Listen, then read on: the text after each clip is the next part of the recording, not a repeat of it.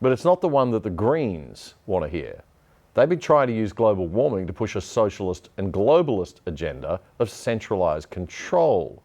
So having a real technological solution isn't in their political interests. It'll just stuff them right up. With energy prices on the up and up, adding to other inflation pressures, Aussies, like their British cousins, are fast waking up to the fact that we might be, as the London Telegraph newspaper puts it, moving towards net zero at a speed near the limits of what the electorate will bear. The Labour Party in the UK has already all but abandoned its £28 billion a year green prosperity plan. Labour leader Keir Starmer's plan to decarbonise all electricity generation by 2030 is an ambitious and risky one that will also cost billions, so it may also get the chop by election time. Tony Blair's comments reminded me of the excellent argument made by trigonometry podcast host Konstantin Kisin in his Oxford University debate that went viral earlier this year.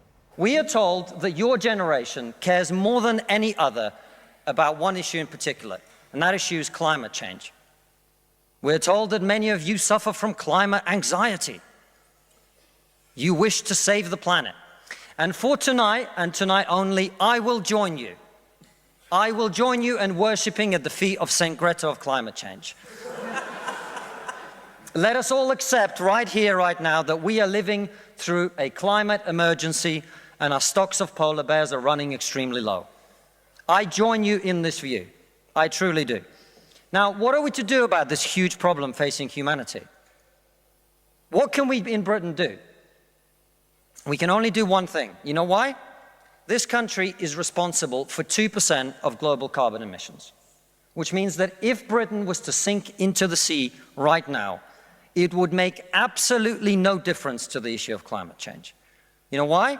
Because the future of the climate is going to be decided in Asia and in Latin America by poor people who couldn't give a shit about saving the planet. He's right. The arrogance and self-righteousness of the West's coffee culture set is completely out of touch with global economic and social reality.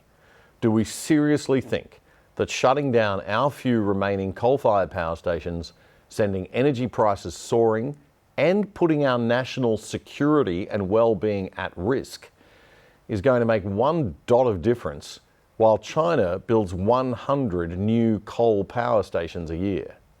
I mean, seriously. As Kisin says, the success or failure of efforts to reduce carbon emissions are not going to be decided by Britain or Australia. It's going to be decided by poor people in Asia and Latin America who don't care about saving the planet. You know why? Because they're poor. Because they're poor. I come from Russia, which is not a poor country, it's a middle-income country. 20% of households in Russia do not have an indoor toilet. What they have is an outdoor toilet. And I don't mean one of those nice portaloos that we get here. I don't even mean a Glastonbury portaloo. I mean a wooden shack with a hole in the ground that holds a collected fermented memory of the last 10,000 visits. How many of you are going to go home tonight and say, let's rip out our bathroom and erect a Siberian shithouse in the back garden? And if you're not, why should they? 120 million people in China do not have enough food. I don't mean that they don't get dessert, I mean they suffer from malnutrition. That means that their immune system is breaking down because they don't have enough food. You're not going to get them to stay poor. You are not going to get these people to stay poor. You're not even going to get them to not want to be richer.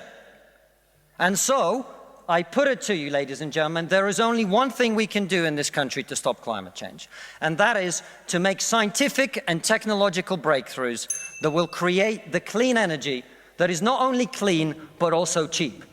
That's Konstantin Kisin, the Russian-British satirist, author and political commentator, co-host of the Trigonometry podcast there, speaking at the Oxford Union. He's dead right.